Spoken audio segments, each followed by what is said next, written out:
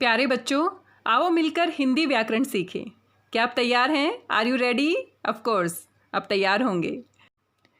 व्याकरण को अगर हम परिभाषाओं के माध्यम से सीखते हैं, सिर्फ परिभाषाएं याद करते हैं तो हमें थोड़ा बोरिंग लगता है। अगर हमें बोला जाए संज्ञा किसे कहते हैं तो हम परिभाषा को रट्टा लगा लेते हैं, लेकिन अगर हम समझ के करें, थोड़ा इन्जॉय करके करें, मज़े लेके करें तो हमारी जो व्याकरण है वो और भी मज़ेदार हो जाएगी। तो पहला जो हमारा टॉपिक रहेगा वो रहेगा, चलिए शुरू करते हैं। आज का हमारा टॉपिक है संज्ञा। अब आप देखिए, आपका कोई ना कोई नाम है, मेरा कोई ना कोई नाम है, मैंने अपने चैनल का भी नाम दिया है और मेरे पास जो फ़ोन है उसका भी नाम है। अपने आसपास जितनी भी वस्तुएं हम देखते हैं, जितने भी जीव जंतु देखते हैं, हर किसी को हमने एक नाम दे दिया है। अब सोच के देखिए प्यारे बच्चों कि किसी का कोई नाम नहीं होता।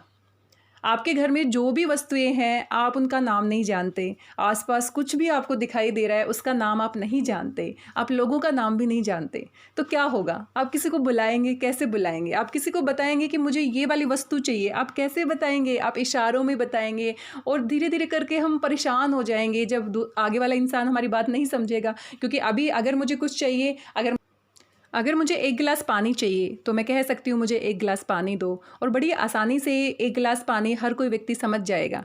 क्योंकि एक जो ग्लास जो है उसका हमने एक नाम दे दिया है, जो मेरे लिए भी गिलास ही है और दूसरे इंसान के लिए भी गिलास है।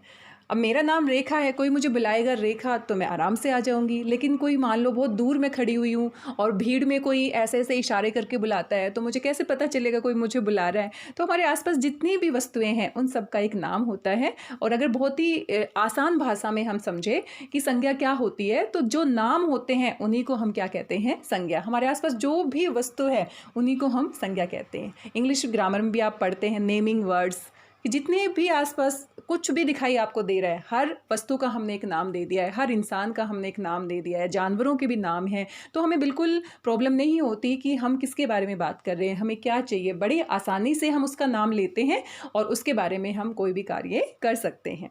तो साधारण सी भाषा में, बोलचाल की भाषा में संज्ञा क्या होती है? वस्तुओं के नाम को ही हम संज्ञा कहते हैं। अब वस्तुएं अनेक प्रकार की होती हैं, व्यक्ति भी होती हैं, जो इंसान है उनके भी नाम होते हैं, जो हमारे आसपास घरों में वस्तुएं हम प्रयोग करते हैं उनके भी नाम होते हैं। कुछ फीलिंग्स होती हैं, जैसे हम हंसते हैं, रोते हैं, गुस्सा होते हैं तो उसके भी हमने नाम रखे हुए हैं।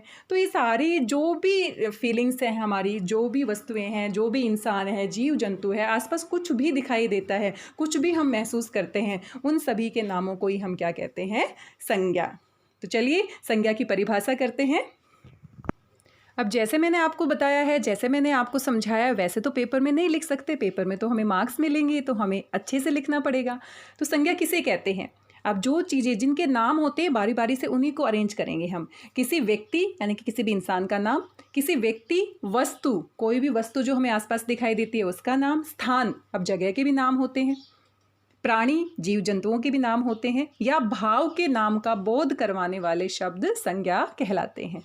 तो जो जो हमारे आसपास जो भी चीज़ें हैं उनको हमने कैटेगरी में डिवाइड कर दिया। किसी व्यक्ति यानी जितने भी इंसानों के नाम हैं, किसी वस्तु यानी कि जो भी वस्तु हमें आसपास दिखाई देती है, स्थान यानी कि जो भी जगह का नाम है, प्राणी, जीव जंतु, पेड़ पौधे जितने भी हमारे हैं, और भाव, जो फीलिंग्स होती हैं, जैसे हम हंसते हैं, रोते हैं, कभी उदास हो जाते हैं, कभी गुस्से में होते हैं, कभी हम जवान रहते हैं, कभी बचपन में होते हैं, बुढ़ापे में आ जाते हैं, जितनी भी फीलिंग्स होती हैं इन सब के नाम को ही हम क्या कहते हैं? संज्ञा। तो आगे से आपने रट्टा नहीं लगाना, किसी व्यक्ति, वस्तु, स्थान या भाव के नाम को संज्ञा कहते हैं। उसको समझना भी है कि आसपास जो भी वस्तु है उसको कैटेगराइज कर दिया है, व्यक्ति, वस्तु, स्थान, प्राणी या भाव, तो इनको ही हम क्या कहते हैं? संज्ञा। आप अपने आसपास जो भी वस्तु है, जितने भी व्यक्ति आपके आसपास हैं और जितने भी स्थान हैं जिनके बारे में आप जानते हैं, उनकी एक लिस्ट बना सकते हैं अपनी नोटबुक में, उनके नाम लिख सकते हैं। तो ये सारे जो शब्द आप लिखेंगे वो संज्ञा शब्द कहलाएंगे। नेक्स्ट हमारा टॉपिक है संज्ञा के भेद। अब संज्ञा के भेद का अर्थ होता है प्रकार। कितने टाइप्स होते हैं, संज्ञा कितने टाइप्स की होती है? तो छोटी क्लास में हम सिर्फ 3 टाइप्स पढ़ते हैं, 3 मुख्य प्रकार पढ़ते हैं। संज्ञा के 3 मुख्य प्रकार कह सकते हैं: व्यक्तिवाचक संज्ञा, जातिवाचक संज्ञा, भाववाचक संज्ञा। रट्टा नहीं लगाना, आराम से करना है। व्यक्तिवाचक संज्ञा, जातिवाचक संज्ञा, भाववाचक संज्ञा। और ये 3 कैटेगरी हमने क्यों डिवाइड की है? क्योंकि जिन वस्तुओं के नाम को हम संज्ञा कह रहे हैं, जिस वस्तु के, जिस व्यक्ति के, स्थान के, भाव के नाम को हम संज्ञा कह रहे हैं, उसको हमने 3 पार्ट में डिवाइड कर दिया। अगर इस तरह की चीज़ें हैं तो उसको हम इस संज्ञा में रखेंगे, अगर इस टाइप की चीज़ें हैं तो उसको हम इस संज्ञा में रखेंगे।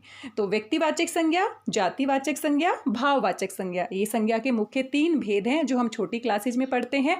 आगे चल के संज्ञा के 5 भेद भी हम पढ़ते हैं, 2 और एक्स्ट्रा भेद आ जाते हैं, उसके बारे में भी हम पढ़ेंगे।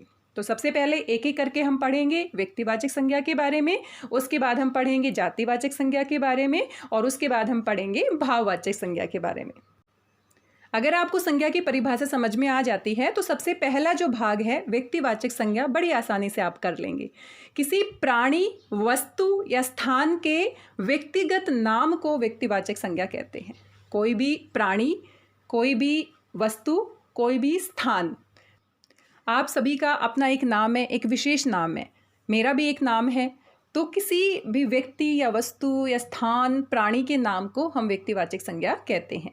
सुभाष चंद्र बोस व्यक्तिवाचक संज्ञा है, ताजमहल एक विशेष नाम है, व्यक्तिवाचक संज्ञा है, रामचरितमानस एक पुस्तक विशेष का नाम है, व्यक्तिवाचक संज्ञा है। अब व्यक्तिवाचक संज्ञा में किस किस टाइप के नाम आ सकते हैं? कुछ अन्य व्यक्तिवाचक संज्ञाएं, पुस्तकों के नाम, जितनी भी बुक्स होती हैं उनका एक विशेष नाम होता है, पर्टिकुलर नाम होता है, उन सभी के नाम को हम व्यक्तिवाचक संज्ञा कहेंगे। देशों के नाम, जितने भी देश हैं उन सभी को हम व्यक्तिवाचक संज्ञा कहेंगे। नदियों के नाम, जितनी भी नदियों के नाम हैं उनको भी हम व्यक्तिवाचक संज्ञा कहेंगे। त्योहार, जो त्योहार हम मनाते हैं, होली, दीपावली, दशहरा, ईद, ये सारे व्यक्तिवाचक संज्ञा के नाम हैं। किसी भी प्रकार के खेलों के नाम, क्रिकेट, कबड्डी, हॉकी, बैडमिंटन, ये भी व्यक्तिवाचक संज्ञा के नाम हैं। इमारतों के नाम, जो बड़ी बड़ी प्रसिद्ध इमारतें हैं, कुतुब मीनार, चार मीनार, राष्ट्रपति भवन, ये भी व्यक्तिवाचक संज्ञा के उदाहरण हैं। व्यक्तियों के नाम आप देख सकते हैं, सचिन तेंदुलकर, अमिताभ बच्चन, महादेवी वर्मा, ये सभी व्यक्तिवाचक संज्ञा के उदाहरण हैं। दिनों व महीनों के नाम, सोमवार, मंगलवार, जनवरी, फरवरी, ये सब विशेष नाम है। किसी भी व्यक्ति, प्राणी, वस्तु या स्थान के जो विशेष नाम है उनके जैसा कोई दूसरा नहीं हो सकता। सोमवार को हम सोमवार ही कहेंगे, कुतुब मीनार को हम कुतुब मीनार ही कहेंगे। तो ये विशेष व्यक्तिगत जो नाम है, इन सभी को हम व्यक्तिवाचक संज्ञा कहते हैं। तो उम्मीद है बच्चों आपको समझ में आया होगा। वीडियो बहुत लंबा हो जाएगा, इसलिए आज हमने सिर्फ संज्ञा को पढ़ा है। संज्ञा का पहला भेद व्यक्तिवाचक संज्ञा को पढ़ा है। आप घर पे जाके अपना होमवर्क कर सकते हैं। आसपास जितने भी व्यक्तिवाचक संज्ञा के उदाहरण दिखाई देते हैं उनको अपनी नोटबुक में नोट कीजिए, और अगले वीडियो में मिलते हैं दूसरे भाग के साथ, जातिवाचक संज्ञा। तब तक हंसते रहिए, मुस्कुराते रहिए, व्यस्त रहिए, मस्त रहिए और पढ़ते रहिए। थैंक यू बच्चों। साथ ही आपको वीडियो कैसा लगा फीडबैक ज़रूर दीजिएगा, कमेंट बॉक्स में लिखिएगा। मिलते हैं अगले वीडियो में। Thank you, bye bye.